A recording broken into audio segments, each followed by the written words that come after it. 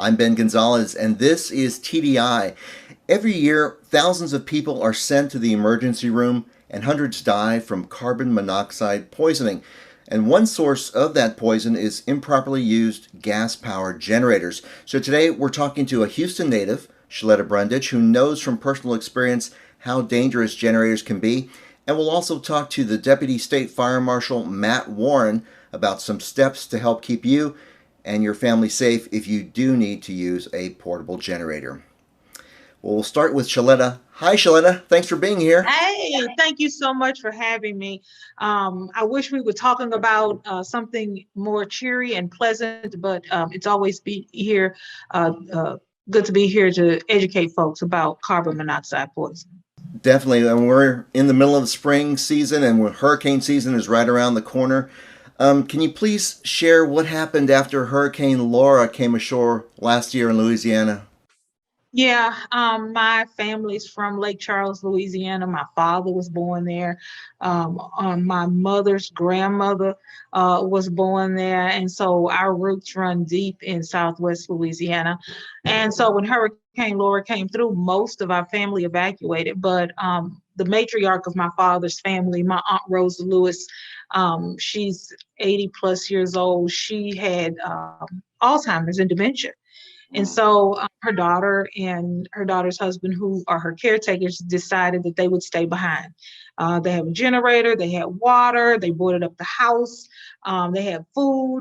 And so they felt like they were in a good position to ride out the storm. And so they did successfully ride out the storm. Everybody talked to them the next day after Laura blew through, the historic storm. And they had a couple of windows busted out. And that was pretty much it. Another relative, my father's brother, who also rode out the storm, had more severe damage to his home. And so my cousin Kim and her husband Chris invited my uncle over to their house because they had a generator, so they had lights and they could use the electricity. They could plug up the cell phones. You know how it goes. Yeah, so the power was out for everybody in the area? The power was out for everybody. I mean, the electrical grids were completely taken down. And so with that storm, and so my uncle went to my cousin's house. So in one house, the night after the storm blew through, because again, everybody was fine from the actual storm, it was my father's sister, her husband, my father's brother, and my father's niece and nephew. So 5 family members. And when they went to bed, they had the generator in the attached garage. They had a garage door open, and then they went to sleep.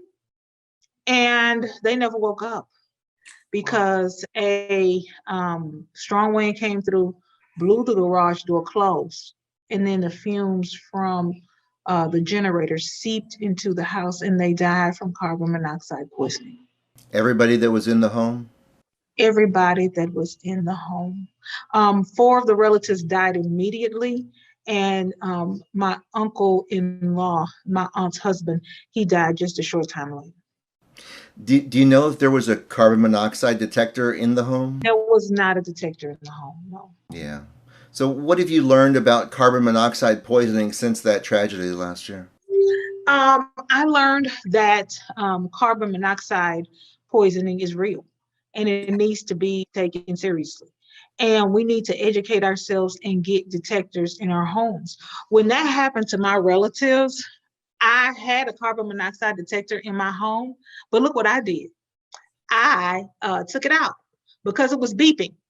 And my husband was at work and I didn't have time to put batteries in. I've got 4 kids, and all of a sudden there's this beeping noise. That's in addition to the kids screaming, mom, and the phone ringing, and the cell phone beeping, and them playing recorder, and the teachers are coming through the Zooms, and I'm like, no more noise. So I unplugged the carbon monoxide detectors and put them in the garage because they were beeping and needed new batteries. Completely forgot to tell my husband to change the batteries.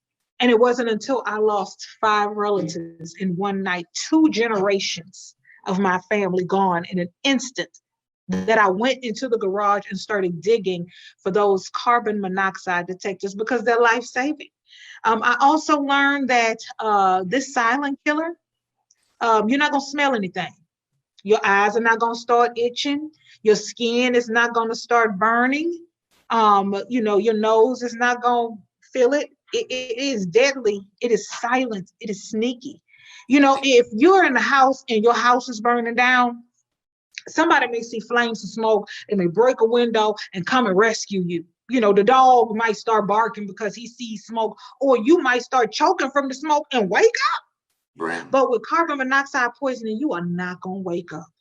Right. Nobody is going to know you are in that house dead until they don't see you. So it is so important for all of us to get detectors in our homes. That $30 investment could save your life. And what is that the message that you want to tell people about as we get ready for another hurricane season, to go ahead and do that? It's not just a message, it is a mission. And my mission is to help people understand the importance of having those carbon monoxide detectors in your home. It is essential. It is not an option. Take the $30 and go get a First Alert carbon monoxide detector and put it in your house. But if you don't have $30 to get one, that's not going to really help you.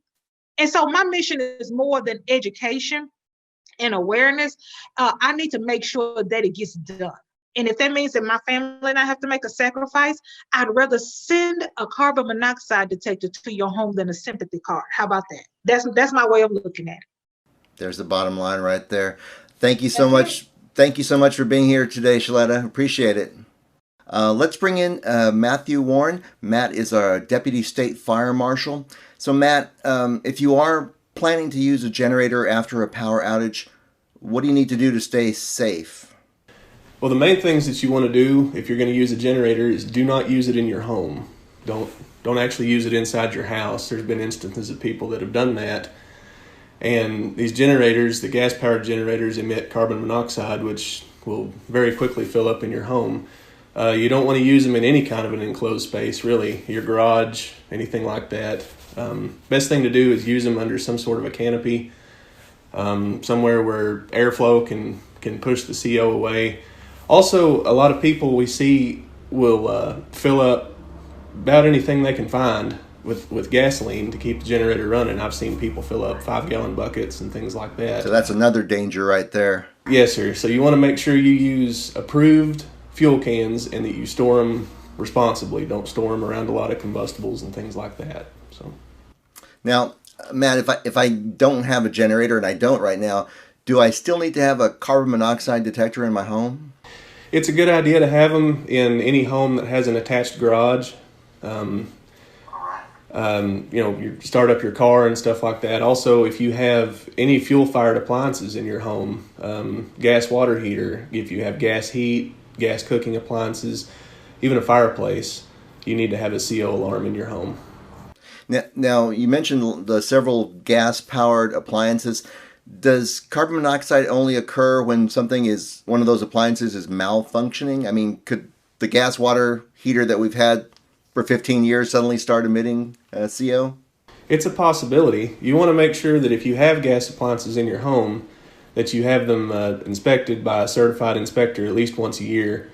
You can have, an example can be your gas hot water heater. The vent that vents the CO out of your home through the roof, you have a storm or something and that vent gets damaged, and now instead of it venting the CO out through the roof like it's supposed to, it's venting it into your home. So that's why it's a good idea to have your appliances inspected. Wow, I hadn't even thought about that. So if it gets folded over or something, then it doesn't have anywhere to go at that point. Exactly. So what are some symptoms of carbon monoxide poisoning that everybody should be aware of? The early warning signs are usually a headache, fatigue. You can become dizzy. You can become nauseated and vomit. If you have prolonged exposure, you'll get short of breath, blurred vision, you'll even faint. And if you're exposed to it long enough, it can kill you. So that's why they call carbon monoxide the silent killer, because it's odorless. You don't even know that you're breathing it in. So those symptoms, I guess, would be also important, especially if more than one person is experiencing it at the same time. That's a big red flag. That's a pretty good red flag. Another red flag is if you have illness, you're experiencing these headaches, shortness of breath, fatigue, whatever, and then you leave your home to go shopping or whatever, and you suddenly feel better while you're out shopping. that's a pretty good indication that one of your appliances or several of your appliances may be emitting CO into your home. Gotcha. Okay, so where should we install our carbon monoxide detectors for the best possible safety? You want to make sure and put them on every level of your home. If you have a multi-story home, even if you have a basement, you want to make sure and put one in your basement. You want to install them about 5 feet or so above the floor. You don't want them too low, you don't really want them too high, but you can install them on the ceiling. That's also okay. But you don't want to put them too close to any appliances that you have that are gas appliances. You want to install them about 15 or so feet away from the appliance. If you install it too close to the appliance, then it's liable to go off and give you false alarms. Gotcha. Okay, so and if that alarm does go off, what am I supposed to do? Never ignore it. We've seen people that think that it's chirping because the battery's dead or something. Just if it goes off, you want to make sure and take it seriously. You want to go outside, get everybody out of your home, go to a neighbor's house, or use your cell phone to call 911. It's very important though that you go ahead and get out of the house. However, if it's there's a hurricane or something outside and you really can't get outside, then you want to immediately open up all the windows and doors in your home and try to get rid of that stuff, and then call for help as soon as you can. Right, get some ventilation in there. Yes, sir. Got it. All right. Well, thanks, Matt. That's all great, important advice. And folks, please share this information with your friends and family. If you have questions about your insurance coverage, you can visit our website at tdi.texas.gov, and you can also call our helpline. That's 1-800-252-3439. People are there weekdays during business hours to answer insurance questions. So for Sheletta Brundidge and Matt Warren, I'm Ben Gonzalez, and this is TDI.